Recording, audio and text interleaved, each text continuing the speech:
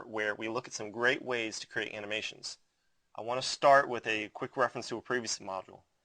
As mentioned in Module 3, the brute force QMC method of calculating GI is often painfully slow when used with high quality settings. And when applied to animations, its lack of speed is even more apparent. For this reason alone, I don't recommend using this solution for animations unless you have little need for speed and efficiency. Preparing a QMC animation does not require the same level of care and attention that an irradiance or light cache solution requires, which, as we'll see, requires a precise set of steps. However, this is usually a minor consolation. In this module, I'll cover the precise sequence of steps needed to prepare an animation using the irradiance map and light cache, solutions which are both adaptive and reusable. Using these two solution types, I'll also cover when and how to cheat the system and move objects in your scene besides just the camera. Before we get into the methodology of creating an animation with GI, let's cover some basic principles and some basic VRay features that need to be thoroughly understood first. If you want to follow along, open the file entitled animation01.max. Let's start by looking at this simple scene consisting of a red sphere and an object representing floors and walls. When I render the scene, there's an obvious reflection of red from the ball onto the plane. Now, when I go to the indirect illumination rollout, you can see that I'm using an irradiance map for the primary bounce and a light cache for the secondary. The information used to calculate the bounced red light, as well as all of the illumination in this scene, is now stored in RAM as an irradiance map and a light cache. At the bottom of the irradiance map and light cache rollouts, there are controls that allow me to save the information calculated during the last rendered frame, which can be used to hasten and shorten the calculation of GI in other frames. And I want to do this now, so in the irradiance map rollout, I'll click the Save button, give the irradiance map a name, and save it to my hard drive. Now I want to tell VRay to reuse the save map so it doesn't have to be recalculated again when I render the same image again. So in the mode drop-down list, I'll select From File, and I'll click the Browse button, and I'll find the irradiance map I just saved. And I can repeat the exact same process for the light cache. I'll click the Save to File button, give the light cache a name, click the Browse button, and find the file I just saved. Now when I render, you can see that neither a light cache nor an irradiance map is being calculated again. Instead, they are being quickly loaded from the saved files. So when you hear the term baked light, this is what is meant. A GI solution is calculated and baked into the scene in the form of a 3D point cloud. A 3D point cloud is a collection of points in 3D space, which, in the case of the irradiance map and light cache, contains stored illumination values. So, in a sense, each of these points is like a light source that illuminates the surrounding surfaces. Since these illumination values are baked into the scene when you save a map during the rendering process, moving objects invalidates the total GI solution. If you ever have used the radiosity feature in Max, you'll know that anytime you change just about anything in your scene, you actually see a message telling you that the radiosity solution is invalid. And let's see this with VRay. So I'm using a saved irradiance map and light cache when I render. Now I'm going to move the sphere away from its current location, and I'm going to render the scene again. When I do, you can see the GI signature that the object left behind. This is the primary reason that a saved irradiance map and light cache can't be used in conjunction with moving objects, because moving objects can cause noticeable effects like this that would make an animation not so believable. But why can't we just use an irradiance map and light cache in an animation if we calculate a new and complete irradiance map and light cache for each frame? If we can do so for the QMC solution, why can't it be done for the other two solutions? Well, the reason is because, unlike the QMC method, which takes samples and calculates GI at every point independently from other samples and other points, the irradiance map and light cache are adaptive, and they take shortcuts by using surrounding samples to calculate GI at each point. When they do this for one frame along an animation path, the resulting GI calculation will almost certainly be different for each successive frame, meaning the pixel color for one specific point on the surface of an object will almost certainly be different than a pixel representing the exact same point in another frame. The difference will be extremely small in most cases, but large enough to notice flickering in the illumination. Let's look at an example. This image is a single image from an animation entitled Animation Sample 02, which is available in the support files. I'm scrolling through a sequence of about 15 images, and you can see a clear flickering in the GI. In some areas it's not too bad, but in other areas it's very bad, and one of the areas is this area around the window frame. If you play this animation, the effect becomes even more apparent, and it's really distracting. You simply can't have this kind of effect in animation. So all that's happening here is that in one frame, VRay approximates the GI, and in the very next frame, from a slightly different vantage point, the sample rays hit the same surfaces at different angles, and the long and complicated algorithms just yield different results. Very similar results, but again, any difference at all is noticeable. So when a new and complete irradiance map and light cache are calculated at each frame, the results are usually bad. For the QMC solution, the GI does not flicker because GI is calculated without borrowing information, and the QMC can calculate a near perfect solution. In fact, even when quality is not set very high, you still won't see flickering in the GI. What you'll see instead is flickering noise or grain, which is completely different. Instead of calculating a very small change in illumination, as with the irradiance map and light cache, QMC would instead only leave tiny holes in the calculation of the GI. The result is just as distracting. However, this is very fixable by improving the quality of the solution. No matter how much you try to improve the quality of the irradiance map and the light cache, when you calculate a new solution at each frame, the GI will almost always vary enough to be noticeable. So does this mean that the irradiance map and light cache shouldn't be used for an animation? Absolutely not. It just means that they should be used in a different way. Let's see exactly how using the irradiance map and the light cache properly is far quicker and more efficient than using the QMC method. Let's first look at the irradiance map. Within the mode drop-down list at the bottom of the irradiance map rollout, there are options which width to calculate an irradiance map. The first, single frame, is the default mode and the only one we've used prior to this module. It simply calculates a completely new irradiance map every time a rendering is conducted. The method we want to use when creating an irradiance map for an animation is the incremental add to current map method. What this mode does is cause VRay to create a completely new irradiance map during the first frame and add small amounts of information where needed during successive frames. As we saw from Module 1, an irradiance map is only available for primary bounces, which are those bounces that are visible within the camera's view. So during the first frame, we have an object block in the camera's view of part of the scene. The irradiance map won't be calculated, the irradiance map won't be calculated for this obscured area. But if the camera's view changes so that the same area is visible in a later frame, the irradiance map will add samples to this new area and add information derived by those samples to the irradiance map stored in the RAM. Unlike the single frame mode, which deletes the irradiance map that you just calculated, the incremental add to current map option saves the initial complete first frame and incrementally adds information to it as it's calculated. Now, there's two very good reasons for using this mode to create an irradiance map for an animation. First, it's very quick and efficient because instead of calculating a full map at each frame, VRay only needs to calculate every nth frame, which the exact number is based on how the camera moves in the scene, which we'll look at in just a little bit. The second reason is that it eliminates the potential for flickering illumination. Just like the flickering of pixels caused by image sampling and anti-aliasing, GI at any point or at any pixel that changes dramatically from one frame to the next can cause flickering.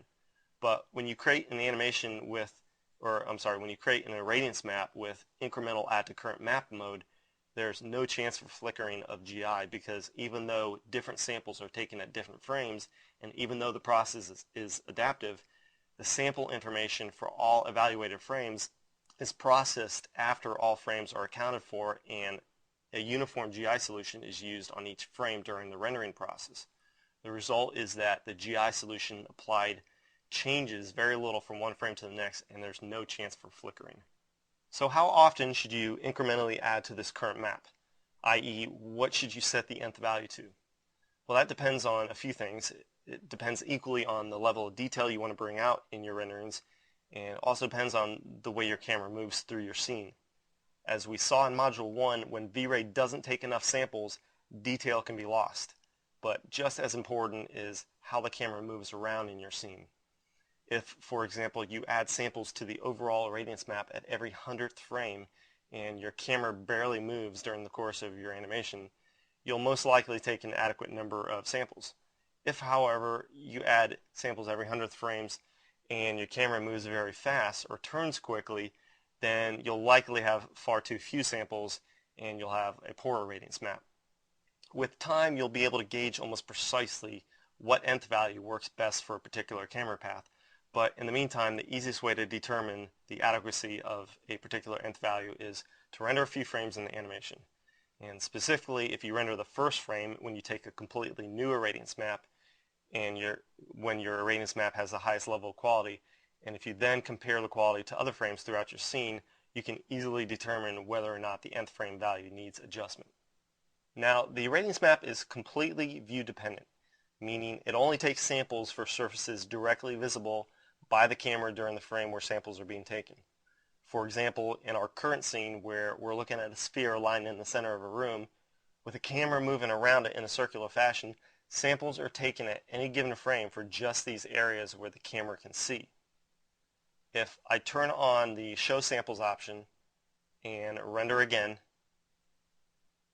there are the samples. Now, if I save this map to File,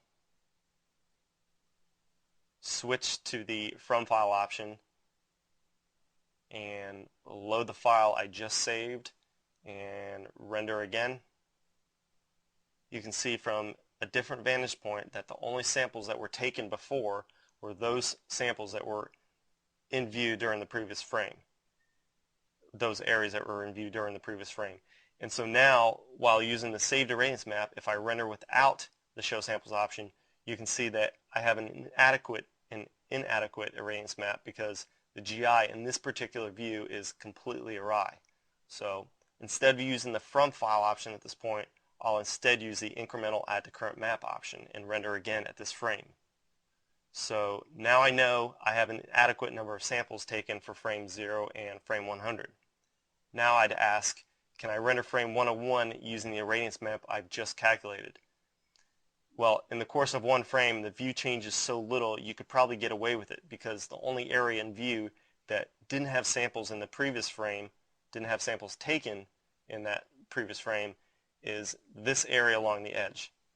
Does that mean that I should have to calculate more samples at this particular frame? Absolutely not. And the reason why is because if I simply take samples at a few spaced intervals, I can completely account for all the surfaces in view throughout the course of the entire animation. In the case of this particular scene of 200 frames, if I take samples at every 25th frame of my animation, I can probably have an adequate irradiance map throughout the entire animation because I can see all the areas in those 25 frames that I would see throughout the entire animation. So to generate an irradiance map for this particular scene, I'd use an nth value of 25 when I render the active time segment. And I can adjust once I figure out what kind of quality that every nth value of every 25th frame gives me. I can adjust up or down as I need to. Now, if my camera only moved a quarter away around the path in the same amount of time, i.e. if it moved at a quarter of the previous speed, it would make sense to still render every 25th frame because the view is not changing enough every 25 frames to warrant more samples. So in this case, I would incrementally add to the current map every 100th frame. Now, an important note about rendering the irradiance map is when I create the map, I shouldn't be wasting time rendering the final image. Now, obviously, when you're conducting test renders to determine what settings you need to use, you need to render the final image. But in this case, once I've determined those settings, I can enable the Don't Render Final Image option. And now when I render, I'm not wasting time rendering the final image. And one final note about the irradiance map when you render an animation. I always recommend using this option here, which tells VRay to automatically save the irradiance map after all the frames are complete. The irradiance map can take several hours to calculate for a complex scene, and if you come back to your computer and accidentally forget to save the file before you render another frame, the irradiance map, which was previously just sitting in RAM or in a temporary file on your hard drive, is permanently lost. You may also experience a computer crash or a power outage at some point between the time VRay completes the irradiance map and the time you return to your computer, in which case the irradiance map is once again lost. It just doesn't make sense not to use it. Okay, let's take a look at a couple animations and see what some appropriate nth values might be. Now, on this particular program I'm using for screen captures, I can't play animations, so I'm loading an animation up in RAM Player and playing it back through RAM Player. But even so, I'm only able to show, I believe, every 10th frame, so it's going to look quite choppy. In this animation, which you can download and view for better viewing, it's called Animation Sample 01, you can see that the camera's view changes very little throughout the course of the animation path. In this case, using an nth frame value of 100 would not be unreasonable. However, if I change to this animation entitled Animation Sample 02, you can see that the camera moves quite quickly along the path, and every 100th frames probably wouldn't suffice. Here I'd probably try every 25th frame and see what kind of quality it produces. If it doesn't produce good enough quality, I could drop it down to every 15th frame or even every 10th frame. But I always prefer to start with lower quality settings and work up as I need to. Okay, now let's take a close look at the light cache and how we use it to create animations. As we discussed during Module 2, the light cache is actually calculated prior to the irradiance map when the light cache is used as the secondary bounce engine. When this configuration is used, this configuration being the irradiance map and the light cache, when this configuration is used, the information calculated by the light cache is actually used to improve the calculation of the irradiance map, and it also speeds it up.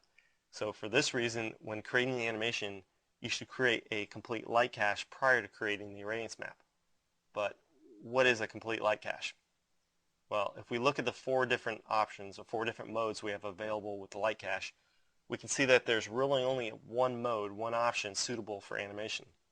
Single frame mode is what we've been using up to this point. The from file mode is what we would use once we create a light cache and want to reuse it. And the progressive path tracing is a way of progressively adding light cache samples and letting your rendering run until the image appears adequate. The fly-through mode is really the only one that we can use for animations. What this mode does is it shoots and spreads out samples throughout the entire length of the animation.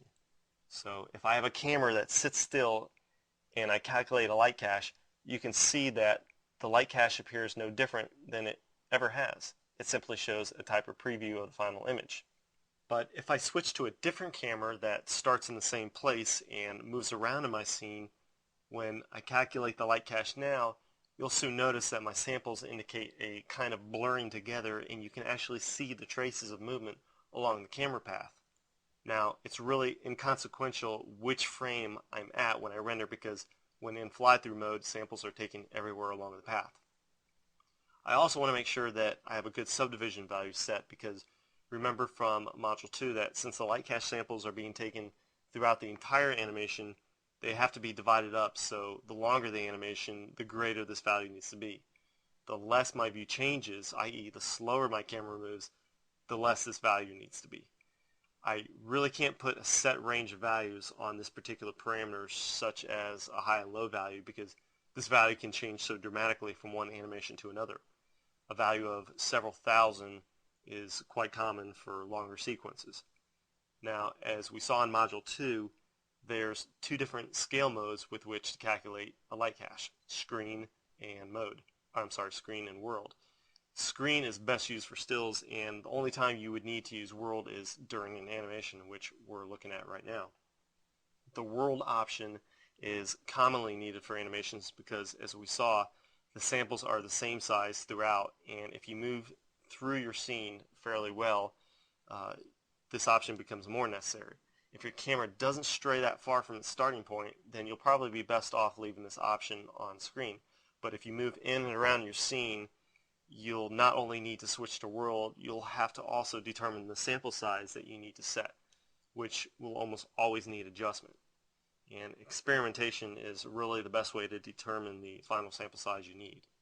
If you want to look more into this, you can refer back to the lightcast discussion in Module 2. There's another important setting to consider within the lightcache rollout, and that's the Use Lightcache for Glossy Arrays option. This option can significantly reduce rendering times by using the approximation power of the lightcache to help compute the computationally heavy glossy effects. If I don't use the Use Lightcache for Glossy Arrays option, then I will want to switch the secondary bounces to none. This saves RAM by not having to load the lightcache, which is already stored in my radiance map. If I do have the Use Lightcache for Glossy Arrays option enabled, then I certainly want to leave the lightcache set as the secondary bounces. Otherwise, it won't be able to use the lightcache to help compute the glossy arrays. But realistically, for small scenes where my lightcache is quite small in size, such as when the file size is under 20 megabytes, which is quite common, loading an additional file of this size into RAM isn't going to make or break my ability to render with the RAM that I have available. At the very beginning of this module, I mentioned that the QMC method of calculating GI is painfully slow for animations when high quality settings are used. But a really nice benefit of using this method is the fact that you don't have numerous steps to complete before your final animation is prepared. If you have a decent render farm, or if you use a third-party render farm, this could be a nice benefit. Say for example you have a fairly large animation to render over a weekend.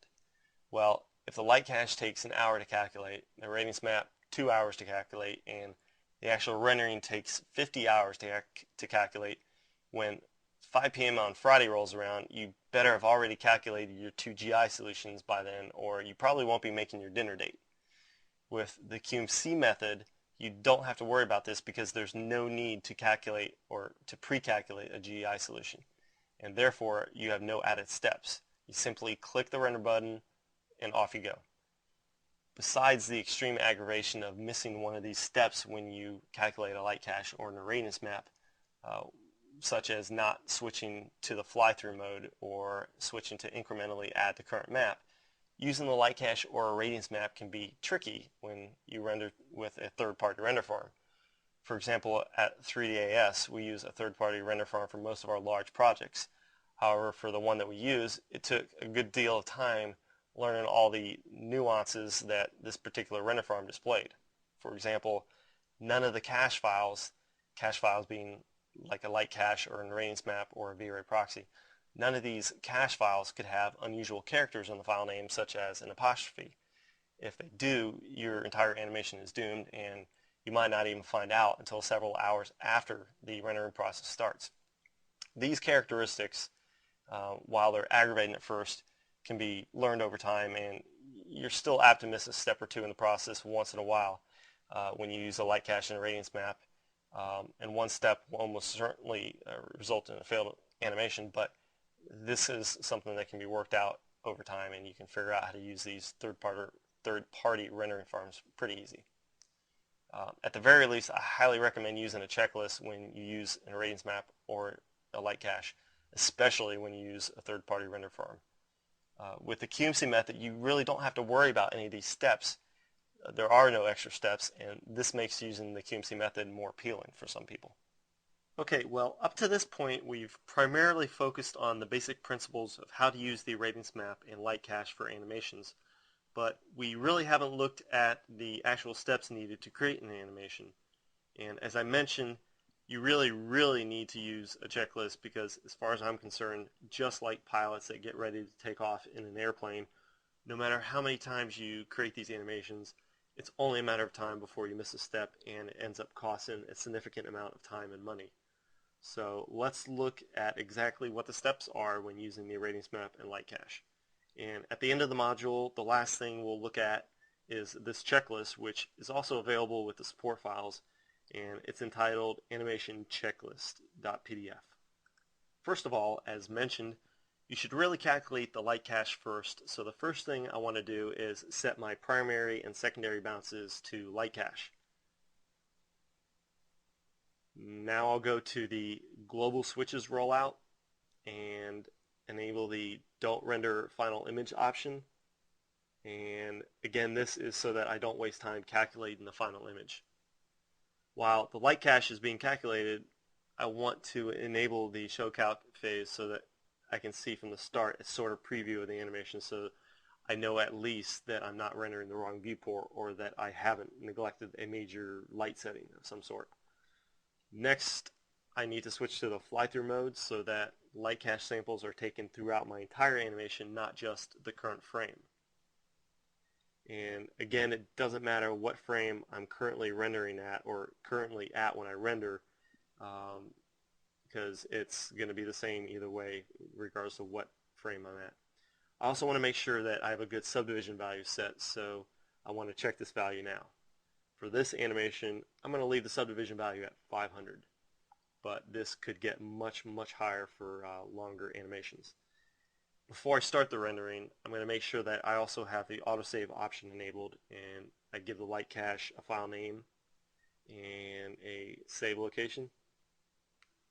Also, I obviously don't need to worry about saving the final image, especially since I'm not even creating the final image. Now I can set the rendering in motion,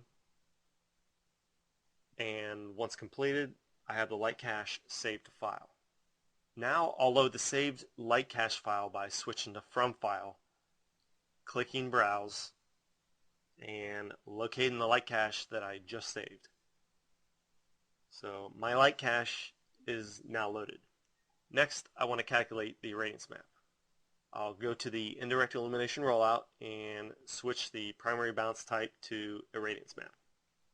Within the irradiance map rollout, I want to make sure that the show calc phase option is on, and for the irradiance map I need to switch from single mode to incremental add to current map. Again, just like with the light cache, I always want to make sure that I use the autosave option. So I'll click Browse, I'll give a file name and a save location, and now I don't have to worry about losing the irradiance map once it's finished calculating. In the global switches rollout, I want to leave the don't render final image option enabled, and now I need to decide in the comment tab of the render scene dialog box what my nth frame value is going to be at. First, I need to switch to the active time segment, and here I'm going to use the value of every 50th frame, which I decide by considering the detail I need and, most importantly, how fast my view changes. With these parameters set, I can start my rendering, or at least my irradiance map rendering, and when finished, I have the irradiance map stored in file, which now I want to load using the From File mode in the irradiance map rollout. I also want to check to see if I'm using the light cache for glossy rays option, and if not, then I'll want to switch the secondary bounces to none. And again, this saves RAM by not having to load the light cache, which is already stored in my irradiance map. If I do have the use light cache for glossy rays option enabled, then I will need to leave the light cache as the secondary bounces. Okay, since my irradiance map and light cache are now set, I can turn off the don't render final image option and go back to the comment tab and return my nth frame option to 1. Finally, I need to tell Max to save the final image to a file. So I'll give the sequence of images a name and a location, and I should be all set now to render. Alright, well, since this is a discussion on animations, I think it would be appropriate to mention again the importance of using the right anti-aliasing filter when you render animations. Aliasing, remember, is a term that describes the imperfections in renderings, and it's caused primarily when drastic color changes occur over too small an area of screen space to be adequately depicted by the pixels that define that space. Just as we saw with image sampling in Module 1, aliasing occurs because the computer or TV display does not properly handle the case in which a pixel is only partially covered. Partially covered pixels occur along the edges of objects, and they're referred to as edge pixels or fragment pixels. The mishandling of these fragment pixels results in harsh, sometimes jagged color transitions between the object's edge and the background. And in a still image, anti-aliasing can certainly be noticeable and reduce the realism, but if you put the same scene in motion, the results are usually distracting, really distracting, and they can really ruin what would otherwise be a great animation. Two examples are flickering and texture crawling. But remember that my use of the term flickering earlier in this module is different from my use of it now with anti-aliasing. Although the same concept applies, the cause and effect are slightly different. With anti-aliasing, it's caused by the reasons I just mentioned, but in GI it's caused by not baking light. So pick your anti-aliasing filter wisely. When you use a filter such as Catmull ROM or Mitchell-Nitrivali, these work great for stills, but they're sure to maximize the effects of flickering and texture crawling. When you create animations, you really need to use other filters that blur the final rendered output, which minimizes these anti-aliasing side effects. Two filters that work well for animations are the VRay filter and video filter. Remember, however, that the more blurred a filter, the greater the rendering time. That's pretty much the same with any effect in Max. At 3ds, we use the VRay filter to create animations whenever possible, because using the video filter can easily add 25% to your final render times, and also because it's more blurred, which is really not a desirable effect. However, the VRay filter usually causes too much flickering and texture crawling, so we either need to use the video filter or we need to render at a higher output. And as I mentioned before in Module 1, this is a great way to get the sharpness without having to worry about anti-aliasing side effects, at least not as much. And this that I'm talking about is rendering at a higher resolution and converting down to a small size. The results of doing this can be amazing. Here's two images. The first image is rendered at standard size. I think it was 720 by 480. And you can see a slightly blurred image. This is using the VRay filter. And this next image is the exact same scene. Nothing has changed. The only difference is it was rendered in high def and converted down to the same size. And you see it's much sharper. And when this animation is put into motion, and you can download this animation from the support files, both of these animations, but when you put the animation that was rendered in high definition into motion, you don't see these anti-aliasing side effects, at least not as much as when you rendered at standard definition. So the results really can be amazing. And from what I hear, movie studios use the same process when they render animations like Shrek. They'll render even well above high definition standards so that when they play back at standard size, the animations are nearly flawless in terms of these anti-aliasing side effects. One more thing I want to point out with animations before ending this discussion is the great many advantages of using post-production software such as After Effects. By rendering your output to the RPF file type, you can dramatically increase speed and efficiency in animations when you do certain things. For example, if you create an animation where a light increases or decreases in illumination, you can render one frame and use a separate rendering pass to isolate the effects of the light and quickly render the animation in After Effects with just one rendering having been created with 3ds Max. Otherwise, you'll have to render each individual frame of your animation in 3ds Max, which would take much longer. So it might be worthwhile to look into this type of software for your animation needs. Well, that's everything I wanted to cover for this module on animation. Let's review what's been covered so far. First of all, flickering GI is a significant problem in animations, and it's caused primarily by calculating a new irradiance map and a new light cache for each individual frame. Calculating a completely new light cache or irradiance map not only produces poor results, it takes much longer. So instead, use the incremental add to current map and the fly-through modes. And this is what is known as baked light. When you calculate an irradiance map, remember that the slower that your camera moves and the slower that your view changes, the less often that you need to incrementally add samples to the current map. So increasing the every nth frame value will reduce the number of frames for which you need to add samples, and this will therefore reduce your rendering times. When you have large animations to create, consider using a third-party rendering farm. But whether you use a third-party rendering farm or render out animations completely in-house, you should always use a checklist to prevent missing a critical step that would certainly lead to failure in the rendering process. And here's a checklist that I use to create animations, and you can view this checklist. It's entitled Animation Checklist. It's a PDF file, and it's found in the support files of these modules. And this concludes Module 4, Animations.